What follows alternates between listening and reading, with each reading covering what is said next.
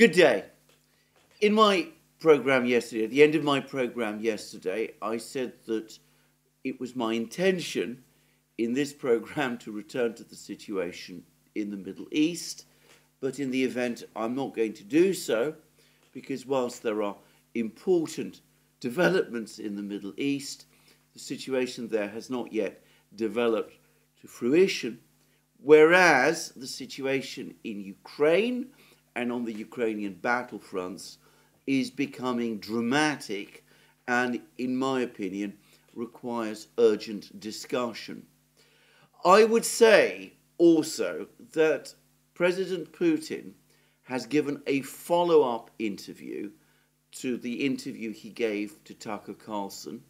This is an interview he gave to a Russian journalist, Pavel Zarubin, who regularly interviews him.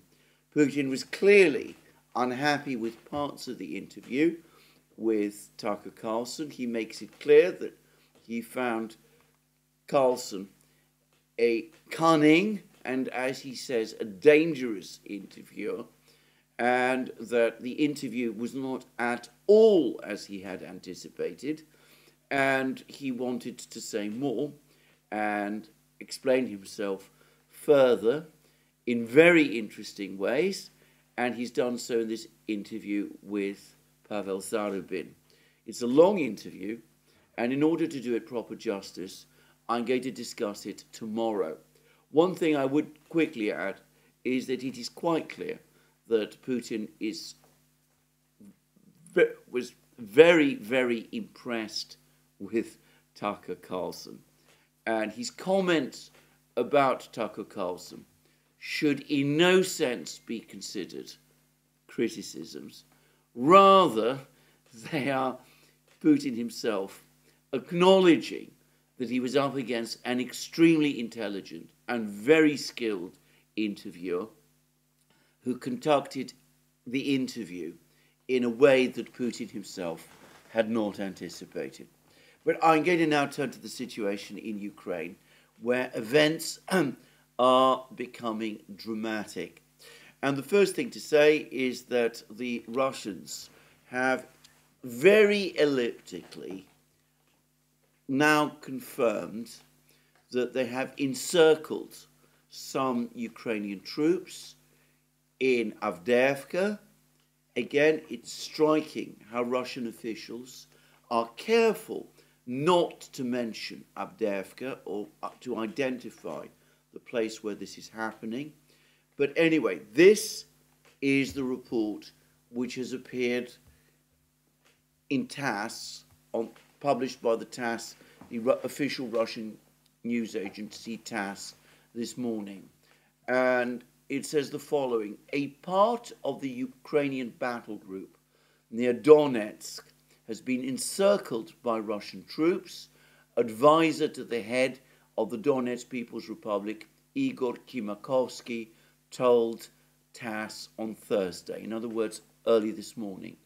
The battle group of the Ukrainian armed forces has been cut off near Donetsk, and part of it is under intense gunfire control and is actually encircled. The Ukrainian military is attempting to leave some positions and is sustaining casualties, he added. And that is the entirety of the report from TASS. Notice that there is no mention of Avdeyevka by name. We're simply told that all of this is happening near Donetsk, which of course gives it away because Avdeyevka is very close to Donetsk. It can perhaps be understood as an industrial, part residential suburb of Donetsk, and that's why the report clearly refers to what is taking place in Avdeyevka itself. Anyway, that is from the Russians this morning. Now, yesterday we had a comment from the Ukrainian military, and this comment came from the head, the an official of the Tavria Operational and Strategic Group of Forces, Dmitry Likhovi. Now, the Tavria Operational and Strategic Group of Forces is commanded by General Tarnavsky. Interestingly and importantly, he did not make this statement. It was made on his behalf by Dmitry Likhovi, and I'm going to read it in full. It says the following: the enemy has amassed about 50,000 troops in the Avdeyevka sector. If the enemy cuts off logistics supply routes to Avdeyevka, the Defense Forces Command has provided for backup lines. Dmitry Likhovi, the head of communications of the communications department of the Tavria Operational and Strategic Grouping of Troops, said this on Ukrainian television when asked about the threat of cutting off supply routes in the Avdeyevka sector. Ukrinform reports, our approach is that we do not comment on the events in Avdeyevka in real time because it is not a football match, and for reasons of safety of deploying units, we cannot talk about the specific locations of positions and troops. As of now, the situation on the front line is dynamic and can change literally every hour. Our troops are making every effort to hold their positions in case the main logistics line is cut off by the enemy. Our command has provided for backup supply routes, said Likhovi. He added that fighting has been going on inside Avdeyevka for several days now, which is causing a change in the tactics of the defense forces. The situation is flexible and dynamic. The enemy is using armored groups in the north and south of Avdeyevka. On some days, the enemy is using small assault groups. The day before, the enemy deployed small infantry assault groups in one section of the contact line, but they consisted of 5 to 6 brigades at once. This is an indication of the fighting, the spokesman noted. In total, the enemy has amassed about 50,000 troops in the Avdeyevka sector, said Likhovi. He noted that the defense forces are fighting for every piece of their homeland, while the priority is to save soldiers' lives. At a time when the situation on the battlefield is becoming the most difficult, the main thing is to save the lives of soldiers and take them to another position, to act flexibly, to maneuver in order to save troops for the next fighting, to recapture the territory that may have been lost.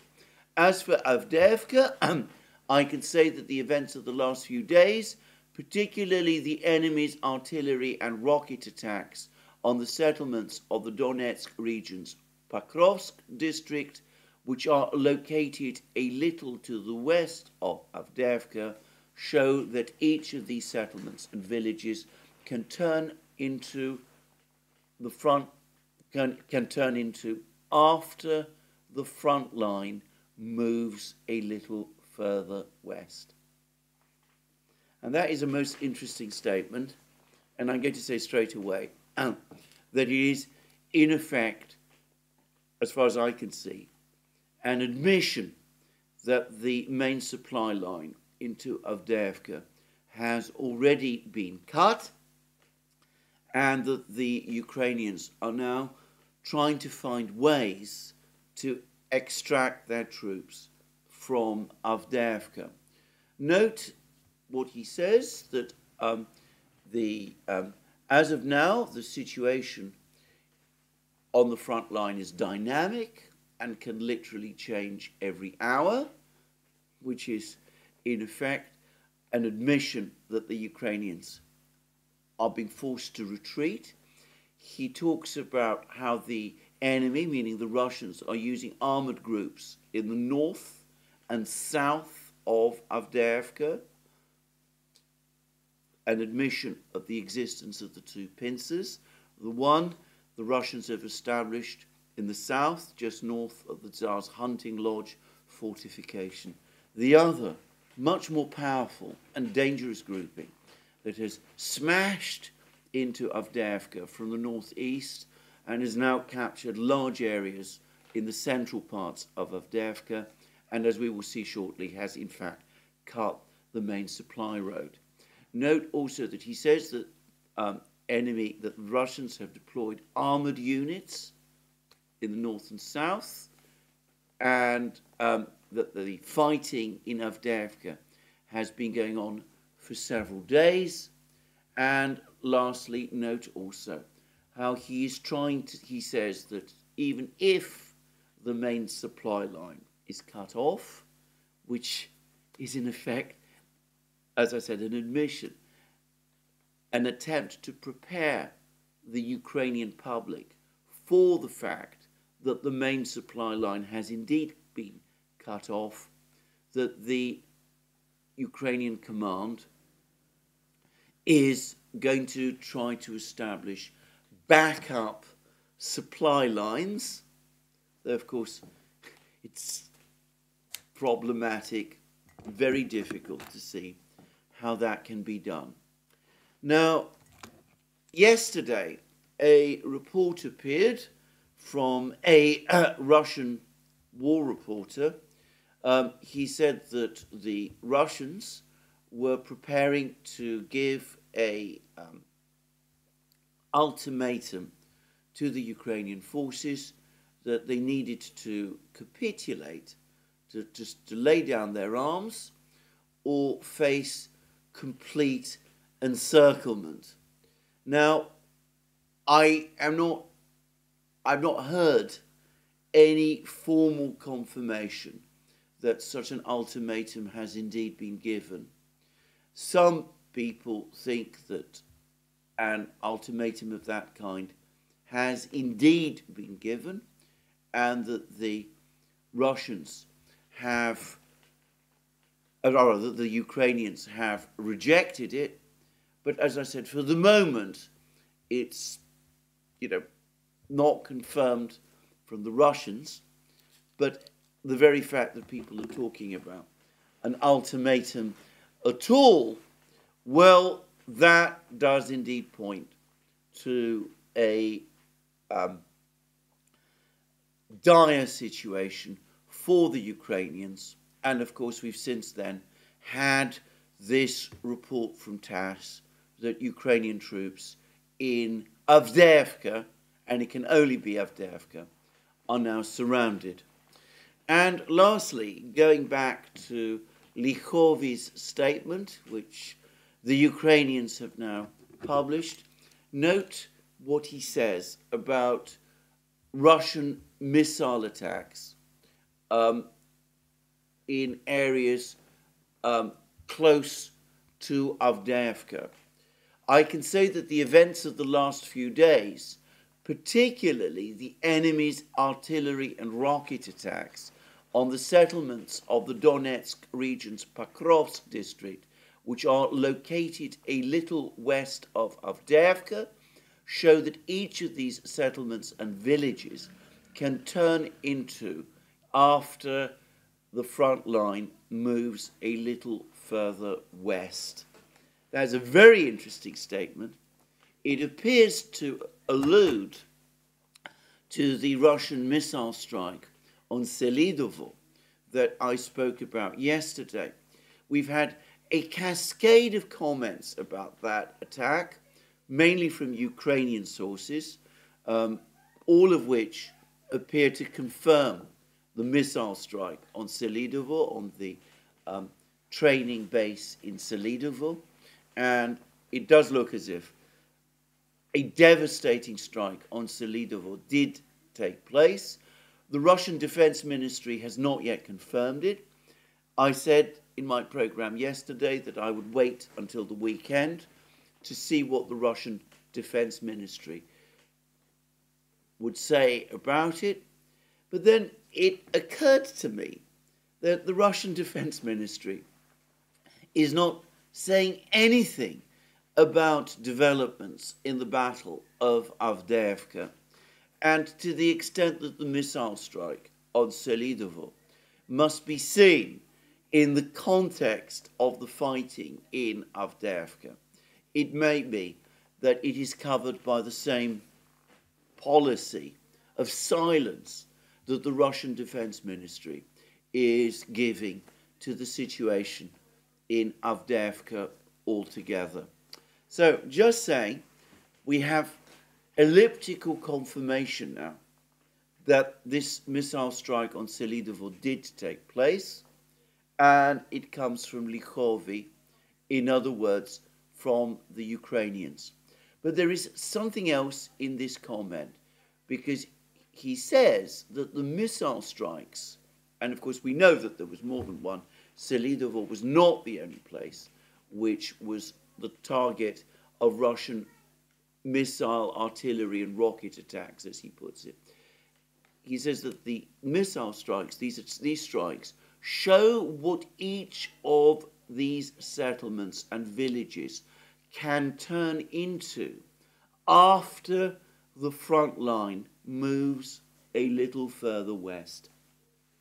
That is an admission that Avdeyevka is about to fall after the front line moves a little further west. It can only mean that the front line is soon going to reach these villages, and that can only happen once Avdeyevka falls, and it looks as if the fall of Avdeyevka is now conceded even by the coming fall. The pending fall of Avdeyevka is being acknowledged by the Ukrainians themselves, though of course they're doing so in this extremely elliptical way. I'm going to suggest that Lychowy's statement, which as I said is clearly intended to manage and prepare the Ukrainian public for the collapse of Avdeyevka and the fact that a large number of Ukrainian troops is in effect cut off there, that Lychowy's statement has been extremely carefully prepared by the Ukrainian authorities, and the fact that it has been made by Lychowy rather than by any more senior official, General Tarnavsky, General Syrski, someone from Zelensky's office, is a sign also that the top people in Ukraine are now trying to distance themselves from what is clearly becoming an evolving disaster.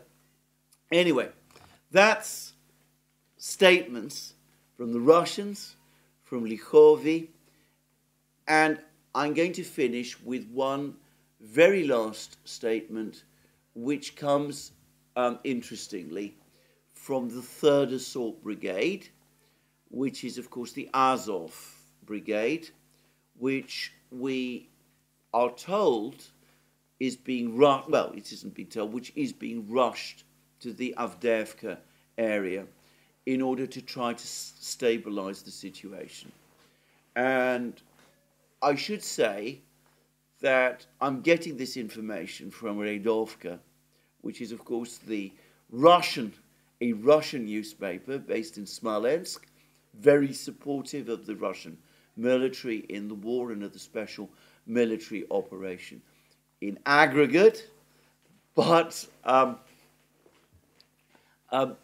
they say that it comes from the 3rd Assault Brigade, in other words, from the Azov Brigade's own Telegram channel. It says that they consider that the current situation in Avdeyevka is hell. The situation in the combat zone is Avdeyevka's hell. The situation in the city at the time of the establishment of the brigade is extremely critical. The brigade has to fight 360 degrees, which suggests that it is encircled. The unit added that the objective situation in Avdeyevka is threatening and unstable. In other words, we have an effective admission. Again, from the 3rd Assault Brigade, the troops who were rushed to Avdeyevka, that they have in effect been surrounded. So, these are reports from officials, from official sources, from the Russians, appearing in the TASS news agency, from the Ukrainians themselves, the statement from Lychovy. We also have this statement from the 3rd Assault Brigade. It's, as I said, come to me at second hand from Redovka, but I don't have any doubt that it is accurate. Now, it is also backed by a cascade of reports from the situation in Avdeyevka itself. Now, I've spoken over the last couple of days about how it seemed to me that the Ukrainian units holed up in the air defense base and the Cheburasha complex had in effect been encircled by the Russians. There were more reports about this earlier this morning. It seems that the Russians are now in occupation of all the roads leading to these two positions, that the remaining gap that the Ukrainian troops in these positions could use to try to escape is now just 700 meters wide. That can be covered by machine gun fire, not to mention mortars and anti-tank weapons and all of those sorts of things. And importantly, of course, it would be through open fields and perhaps some woodlands. So these troops are in effect encircled. It is likely that the Russians will plug this 700-meter gap at some point within the next few hours, at which point these troops in the air defense base and the Cheburasha complex will not just be encircled, they will be trapped. And there are also reports that in another one of these outlying places to the east of Avdeyevka, or perhaps two of them, Ukrainian troops are also now at risk of becoming trapped and cut off from the main body of Ukrainian troops in Avdeyevka itself. Now, I'm going to make a comment here. I find this absolutely astonishing, completely incomprehensible that the Ukrainian command can have allowed this situation to develop. It was clear once the Russians captured the Tsar's hunting lodge and consolidated their positions in the southern districts of Avdeyevka, that the troops in the Ukrainian troops in the remaining part of the air defense base, still under Ukrainian control, and the Cheburasha complex, were at imminent risk of being cut off and surrounded. I would have thought that any rational commander looking at this situation would have understood that and would have ordered the immediate withdrawal of these troops. I cannot for the life of me see what the military logic of keeping those troops there actually was. It's important to say that the Ukrainians, by every account, are outnumbered in the Avdeyevka area, and we've been hearing report after report after report about how short of manpower the Ukrainian military is. So throwing away, sacrificing these soldiers by allowing them to become trapped in places like the air defense base, the Cheburasha complex, and other fortified positions to the east of Avdeyevka is incomprehensible. And it suggests major flaws to me in the Ukrainian command. Now, I say all of this, as I said, I have to add the caveat that I'm not a military person, not by any stretch of the imagination. But, well, it seems to me, in this case, the facts speak for themselves. These troops were in isolated positions, at risk of being cut off from Avdeyevka itself. The logical thing to do was to pull them back. They weren't pulled back. They're now at risk, in some cases, of being surrounded and trapped. The troops in the air defense complex and the Cheburasha complex are now surrounded and, in effect, trapped. What was the sense of all of this? I simply cannot see it. And it does beg important questions, as I said, about the way in which Ukrainian troops are being commanded in this battle. I do not know who the overall commander in charge of the defense of Avdeyevka is, but it seems to me that whoever he has acted with astonishing negligence in this matter. I'm going to speculate that there is, in fact, more than one person involved. I've discussed in recent programs how chaotic the Ukrainian command structure appears to have become, and it's clear that for some of the time, the person who was in overall charge of the defense of Avdeyevka nominally was the commander of the 110th Brigade, but it's clear that all sorts of other people, General Tarnavsky, the commander of the Tavria group, who's still in post, General Zelensky, who has now been sacked, President Zelensky himself, no doubt General Syrski in the last couple of days after he replaced General Zelensky. Anyway, it seems to me that all of them have been making contradictory decisions about what to do in Avdeyevka. It's quite likely that they don't have a clear sense of the overall picture, or they didn't until perhaps yesterday, and all sorts of chaotic and misconceived decisions were being made in consequence. One of those misconceived decisions was the bizarre decision to deploy the 3rd Assault Brigade in Avdeyevka itself. There was speculation from people like Dima at the Military Summary Channel that they would instead try and attack on the flanks towards Krasnogorovka, somehow folding the Russian forces around Avdeyevka, creating a trap for them.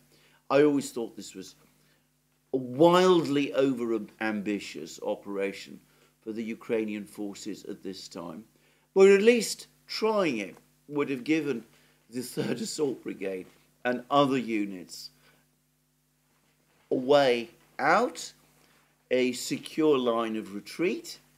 Instead, they appear to have been deployed in Avdeyevka itself, and if Avdeyevka is to be believed, their own telegram channel says that they are now in effect surrounded, that they have to fight 360 degrees.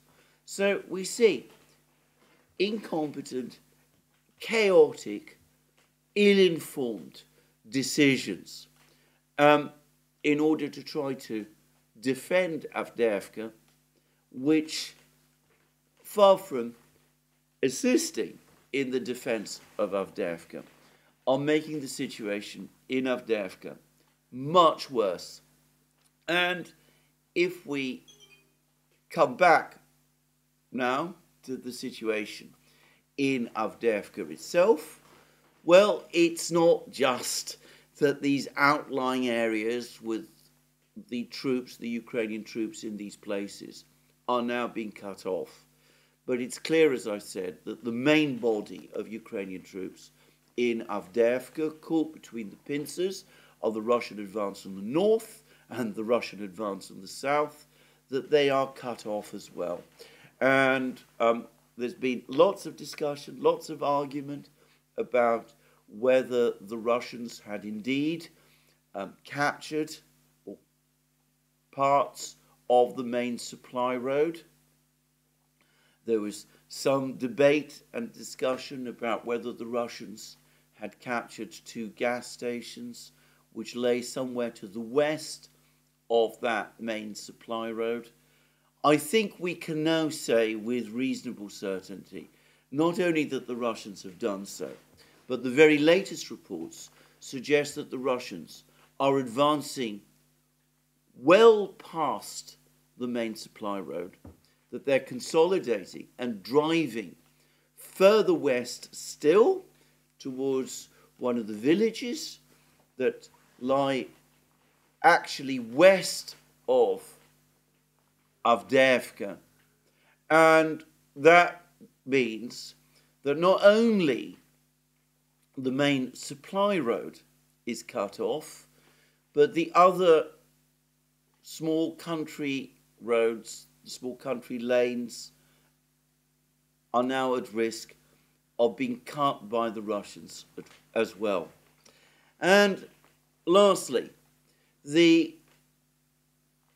Russian reporter who yesterday was talking about an ultimatum being given to the Ukrainian troops in Avdeyevka to surrender, well, he's also said that the Ukrainians have been warned that a major tank offensive is being in preparation by the Russians, that the Russians intend to advance from their positions to the southwest of Avdeyevka, and that they will also be advancing with armoured vehicles, with tanks, towards Avdeyevka itself. Apparently the Russians are confident that the Ukrainians will not be able to withstand these advances. And of course, if this advance does take place, and it's a little strange that the Russians would inform the Ukrainians about it in advance, but, you know, who knows? Maybe the situation is now so dire for the Ukrainians that the Russians feel that they can give this information. Anyway, if this advance takes place, and assuming it is successful, then, of course, the situation in Avdeyevka will not just be catastrophic, as to all appearances it already is, it will become terminal.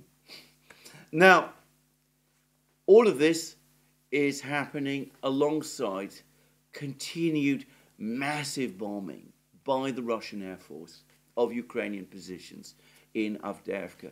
And we're now having lots of film of this.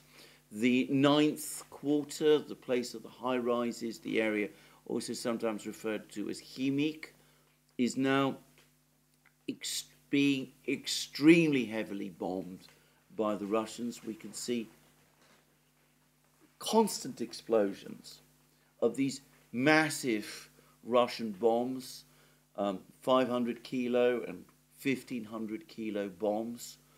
Ukrainian positions are being bombed right across Avdeyevka, as far as I can see. But primarily and principally, it seems that the focus of the bombing is this 9th quarter. We're told that Russian bomb strikes can involve as many as 30 bombs at any particular moment in time. And the effect, again, on the Ukrainian defenses must be devastating. And the Russians are also bombing and carrying out airstrikes and artillery strikes on all the roads leading into Avdeyevka, north of the Russian positions where the roads have been cut off, and they also seem to be shelling and bombing the country lanes. And there's pictures now that have appeared of these roads. It seems that there is some kind of thaw underway in Ukraine at the present time. The result is that the roads appear to be almost you know, almost like they look like almost like bogs. They become muddy, which is also severely restricting Ukraine's ability to move troops either to or from Avdeyevka using these roads, not to mention the fact that the roads are being bombed as well. Lastly, yesterday, Dima on the Military Summary Channel published a film, apparently a contemporary film, I'm not sure how it's made, showing Ukrainian troops in this ninth quarter, the Chemic area, the citadel, as it's sometimes also called, the area of the high rises. It looks absolutely devastated. The buildings are now shells, but they're moving around, and Dima made the absolutely correct point that they're moving at a snail's pace, exercising extraordinary caution. Dima speculated that it could be that they're worried that the Russians have already infiltrated this part of Avdeyevka and that Russian snipers might be operating from some of the buildings. I personally think what is much more likely is that the Ukrainian troops are worried about the presence of Russian surveillance drones and, of course, about the presence, the possible use by the Russians of FPV drones to attack them. We are still getting no footage of FPV drone strikes from the Ukrainians. It is now several days, perhaps a week, since the Ukrainians published pictures of FPV drone strikes in the Avdeyevka area. It could be because the Russians are now successfully jamming these drones. I believe, to a great extent, that that is the case. And it could also be that the situation is now so bad that the Ukrainians are not prepared to publish the footage of such drone strikes as they're able to carry out, because that would reveal the catastrophic situation and the extent to which the Russians have advanced within Avdeyevka itself. So I've given a comprehensive picture of what the situation in Avdeyevka is like. Early this morning, there were reports that Ukrainian troops are now surrendering en masse in parts of Avdeyevka.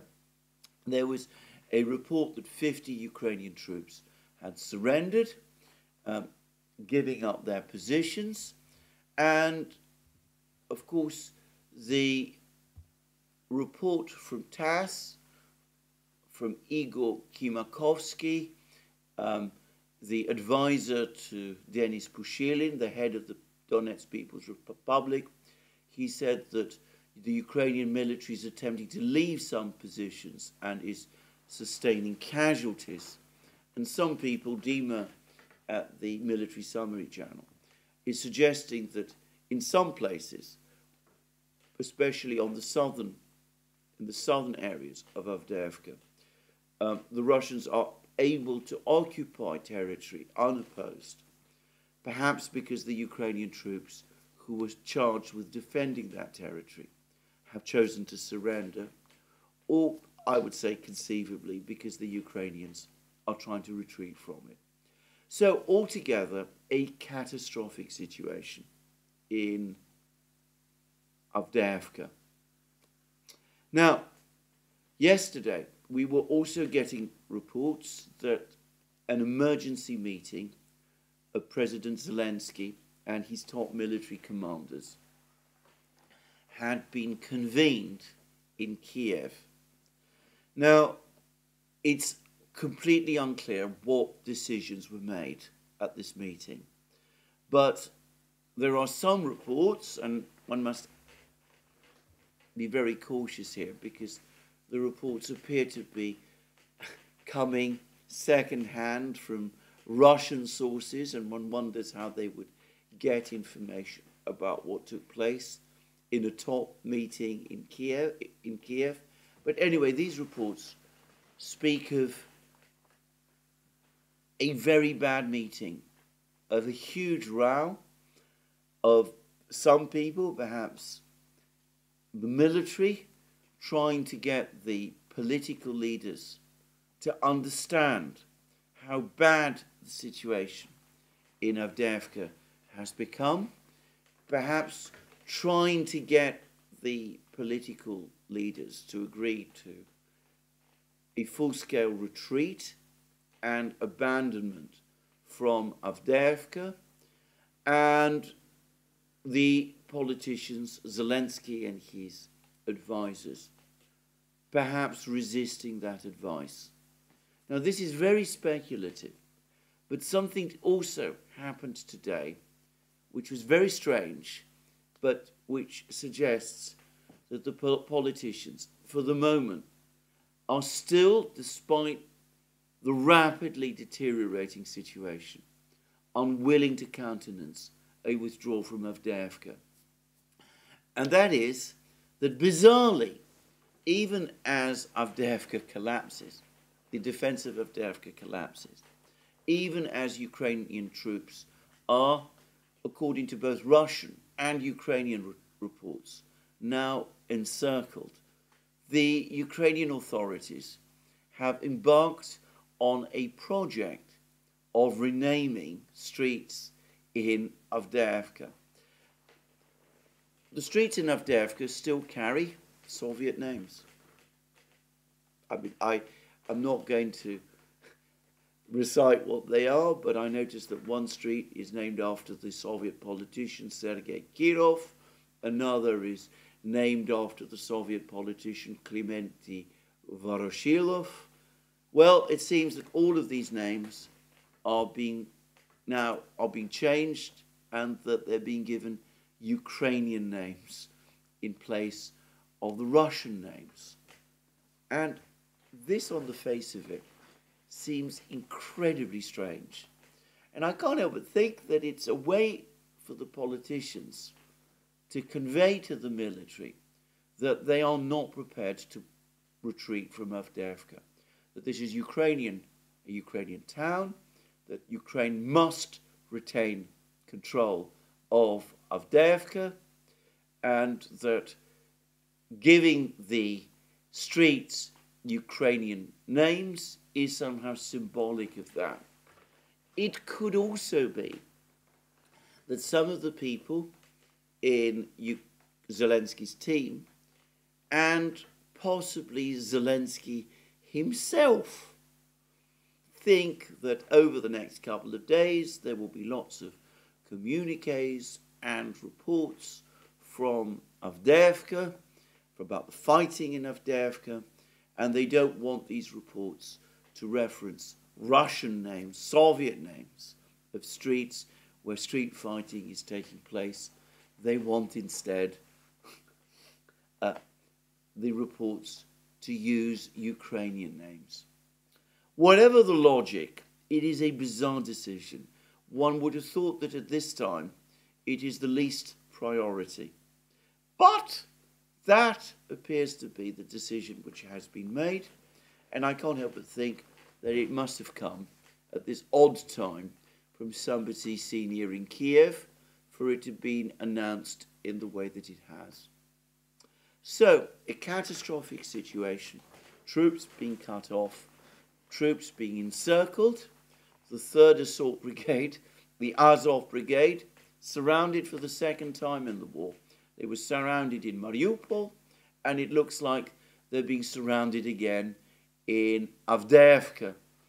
And, well, it is impossible to see what the Ukrainians can do to reverse this situation. It is probably still possible to withdraw at least some troops from Avdeyevka. How many is problematic, and the losses by now would presumably be extremely high. But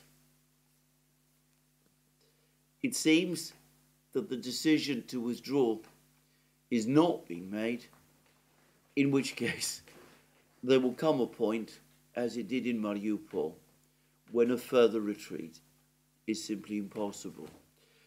I do wonder what the military people are making of this situation, what they're saying to each other about what they must feel is increasingly deluded and decision-making being made by the Ukrainian leadership, which is now becoming increasingly disconnected from reality. Now, saying all of that, there is perhaps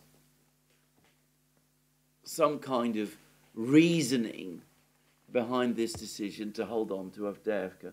The same sort of reasoning that I remember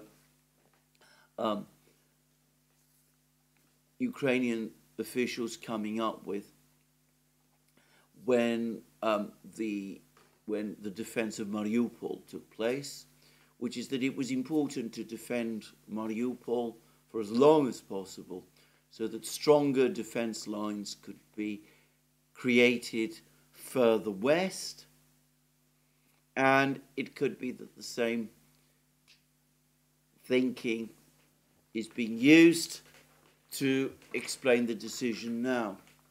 There are reports that I've seen that the Ukrainians are now trying to create, or rather that the political leaders are trying to create, a defense line somewhat further to the west of Mariupol, beginning in the town of Pokrovsk, continuing to Kurachovo, a little to the south, and, well, further north as well.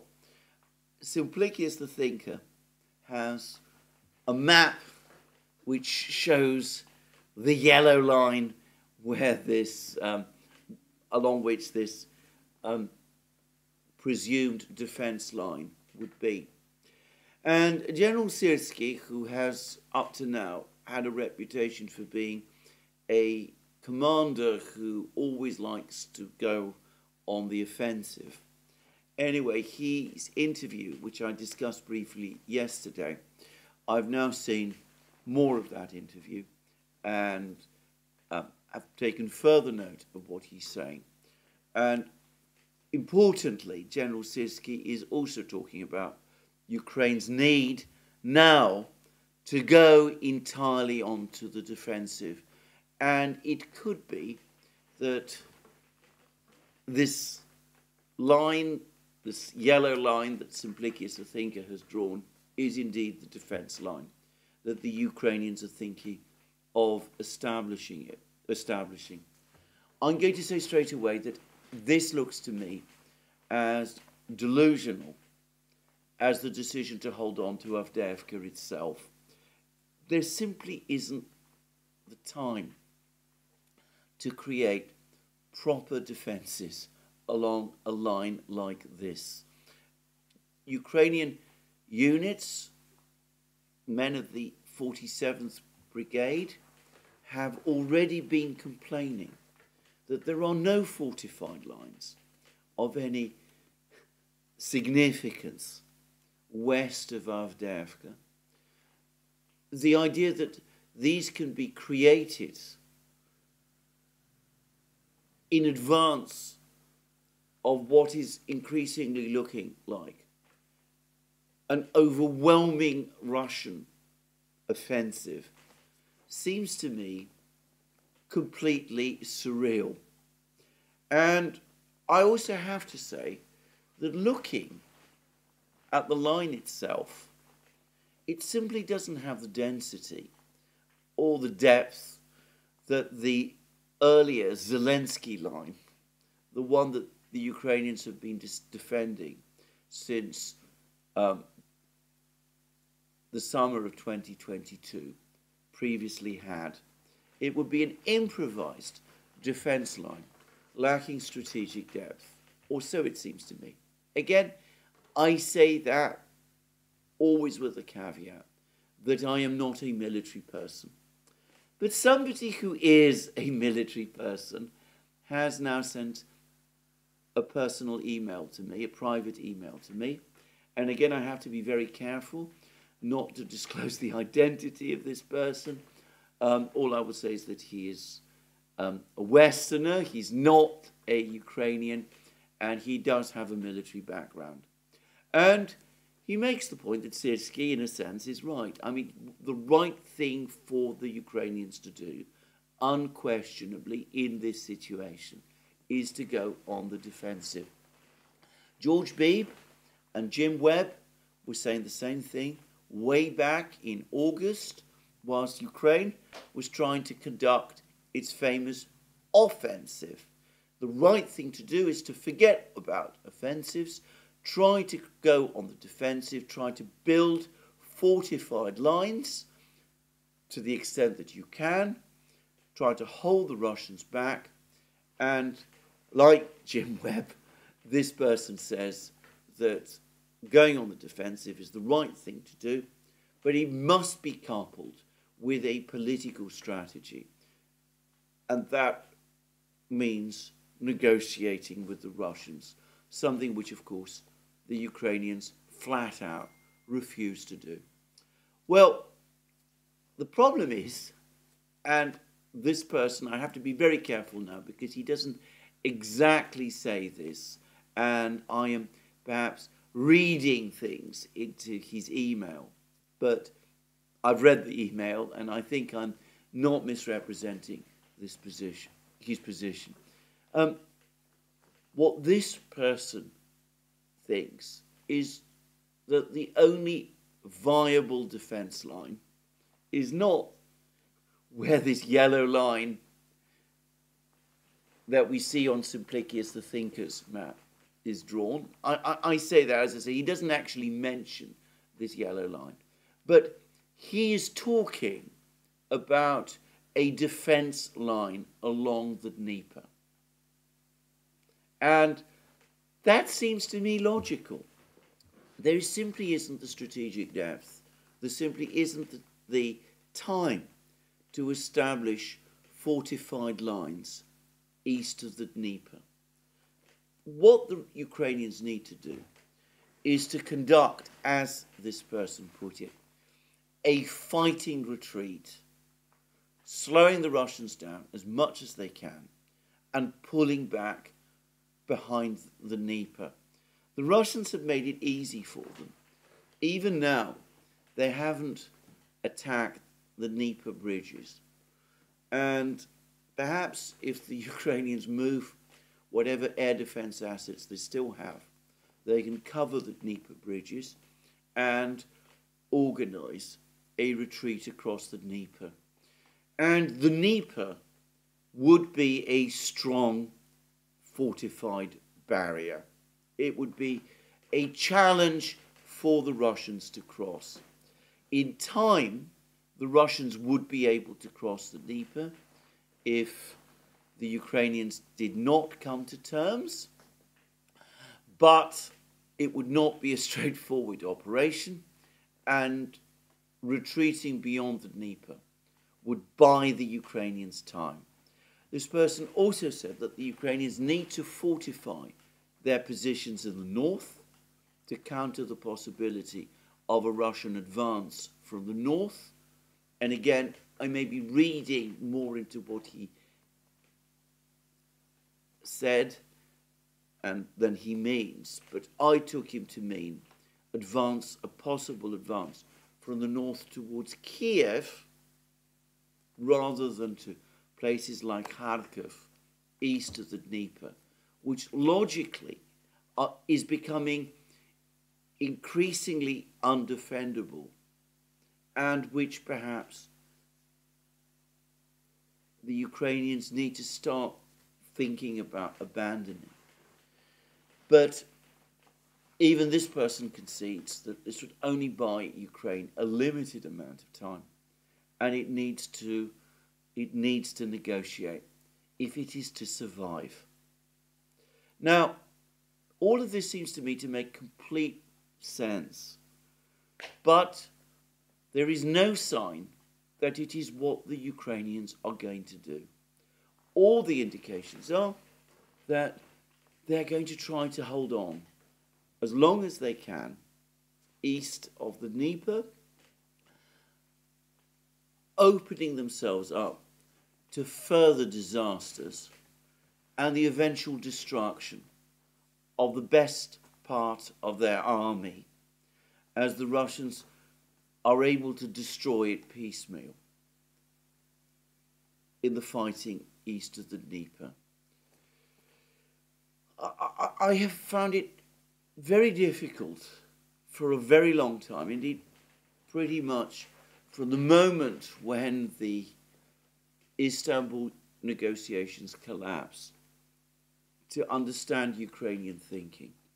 But it seems to me that one disastrous mistake has been made after another. A disastrous mistake to launch those offensives in the autumn in Kharkiv and Kherson region, which did achieve significant territorial gains and did embarrass the Russians considerably, but which also caused the Ukrainians to suffer losses they could not afford. Brian Beletic has discussed this at length.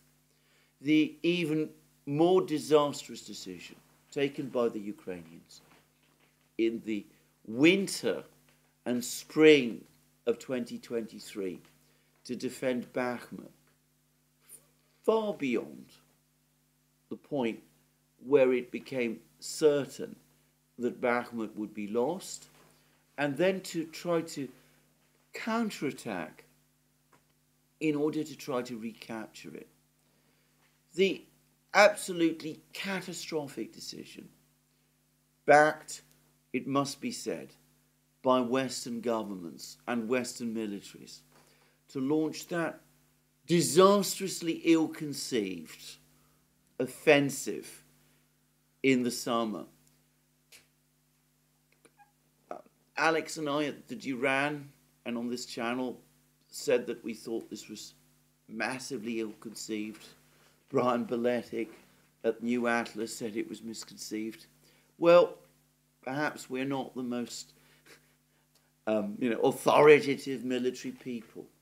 But someone like Lieutenant Colonel Daniel Davis, for example, who knows far more about war than we do, and who has commanded men in battle, he also said, he was also warning that this offensive in the summer was impossibly high risk and very likely to go disastrously wrong. And he was right. You only have to go to his channel and you can follow what he says there. And if you can go back and read all the many things that he wrote about this in places like 45, and you'll see it was all laid out there by Daniel Davis. He said repeatedly, this has all the makings of a potential disaster. And so it turned out. And then there was this equally strange decision to try to advance towards Crimea across the Dnieper River, leading to the creation of the Krinky bridgehead. The best comment about that was made by Brian Beletic, a repeat, as he put it, of the summer counteroffensive, another advance against essentially impregnable Russian fortifications, but one in which you place a huge river, the Dnieper, in precisely the area where you need to establish your supply lines. I mean, it made absolutely no sense at all. And now, of course, capping all of that, we have this unfolding disaster in Avdeyevka. Well, I'm not going to say more. I'm not going to try to understand the very eccentric decision-making, disastrously eccentric decision-making being made in Kiev. What I will say is this. I noticed that President Zelensky is now preparing to go on another trip to Europe. It is often the case that when the situation becomes particularly bad, particularly in Kiev itself, Zelensky packs his bags and leaves Kiev and goes abroad. Often these visits that he does have no discernible purpose behind them. But of course, their actual purpose is to get Zelensky out of Kiev. And I can't help but think that that is the purpose of this particular visit. It seems that General Zelensky, who is now sacked, is now joining President Poroshenko's party. It looks as if, in other words, his political opponents in Kiev, who increasingly center on the former president, Petro Poroshenko, are gathering.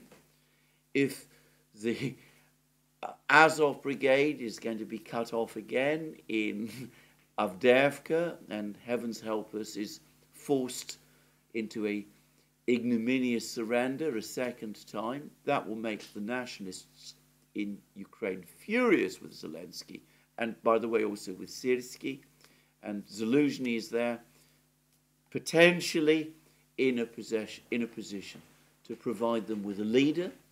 So situation for Zelensky in Kiev might be becoming increasingly threatening. And of course, one can't help but wonder whether the military people, even people like General Syrskyi, aren't relieved in some ways to see him go. Because to the extent that Zelensky is responsible for these eccentric decisions, well, having him leave Kiev might be something of a relief, because it might mean that for a while they're able to take decisions by themselves without Zelensky's constant meddling and interference. Just to get a sense, by the way, of how utterly bizarre the situation in Kiev has become, I have to touch on a really extraordinary story which is now circulating in the French media. I haven't seen the first-hand reports myself. I'm relying purely on second-hand reports.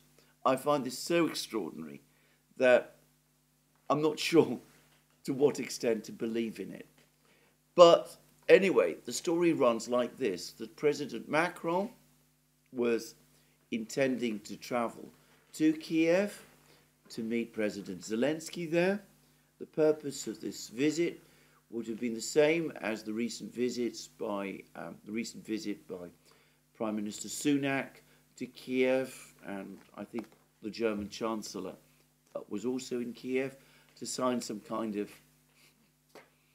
irrelevant security pact with Ukraine. But President Macron abruptly called this visit off because of what he said was the deteriorating military situation. The deteriorating, not military situation, security situation.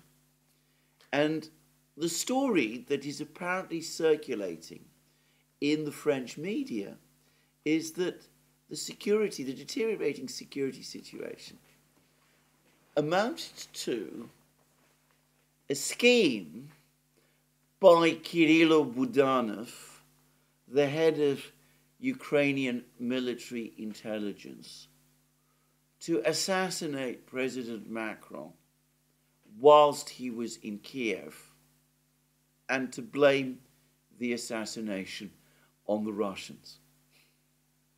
Now, I have to say, this seems completely crazy to me. I mean, it's so way off crazy that, my mind reels at the thought of it, which makes me wonder whether this can possibly be true. But I will say, if there is any person in a position of authority on planet Earth at this time who might just be capable of coming up with a crazy scheme like this, that person would indeed be Kirill Budanov. Now, all I will say is that if this is true, then I have to say I think even Western governments are going to have to conclude that Budanov is short of a few screws, as we say in the West, and needs therefore to be, well, retired from his position as head of Ukrainian military intelligence. But, well, who knows? We'll just have to wait and see. Anyway, the whole thing is completely bizarre. And as I said, the very fact that this story is circulating at all gives us some insight into how fevered the situation in Kiev has now become. Even if this is, in fact, a Russian disinformation exercise, which it might be, the very fact that this story is being spread and is gaining some traction, also, in spite of that, would tell us quite a lot about how unstable the situation currently is in Kiev. And in the meantime, even as President Zelensky leaves Kiev to the relief of his generals, and perhaps to his own relief in terms of his need to preserve his own safety, we are now getting information that Ukraine is busy scaling down its mobilization plan. Now, the original plan was apparently to call up 500,000 men. A Ukrainian military officer, Sergei Filimonov, who is a commander of a Ukrainian battalion, says that 500,000 men is too much, it's unrealistic, it would be all but impossible to call up that many, but Ukraine could do with 250,000.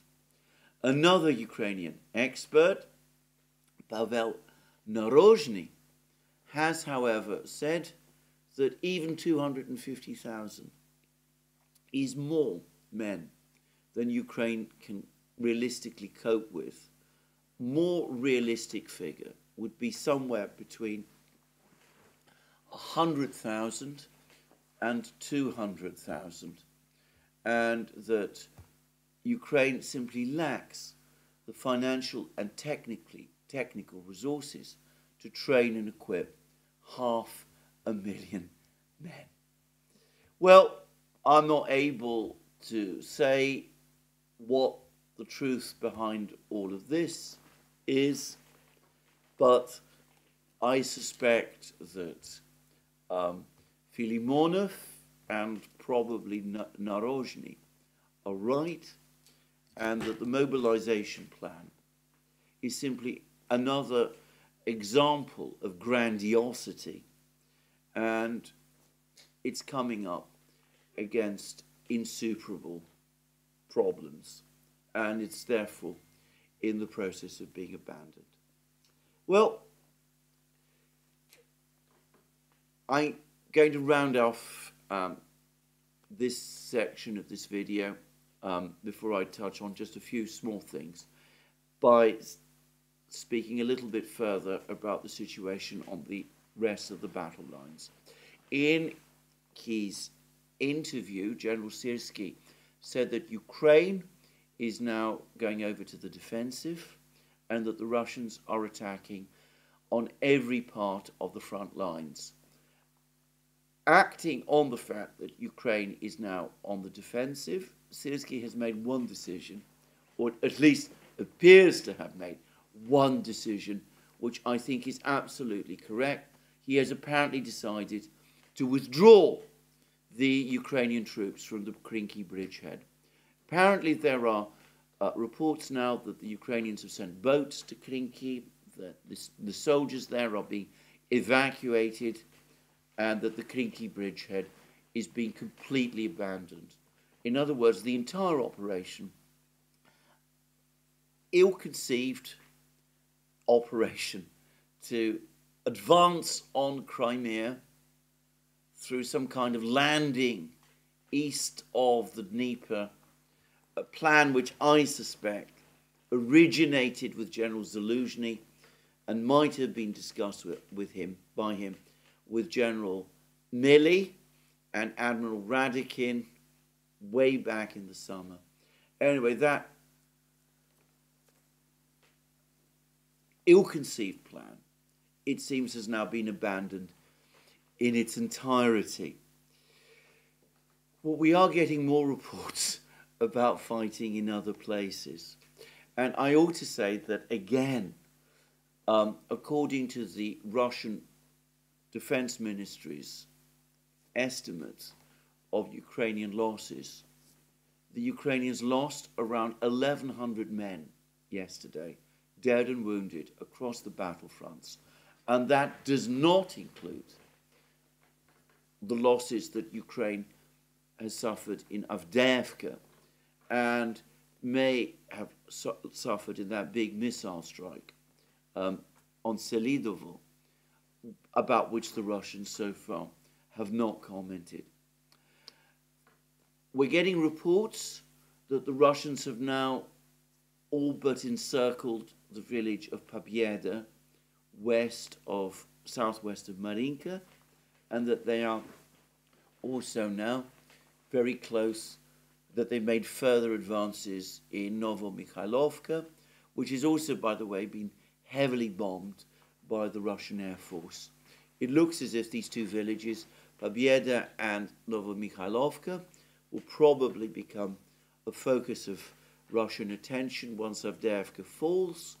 They will presumably fall soon after, at which point the main road, one of the main roads to Vuhledar, will be cut off, and the Russians are also advancing to Georgievka and the other Krasnogorovka to the north of Marinka, and that looks like they could soon be in a position to advance to Kurakhovo, another place, by the way, on these fortified line, this yellow fortified line that Simplikis, the thinker, has been drawing.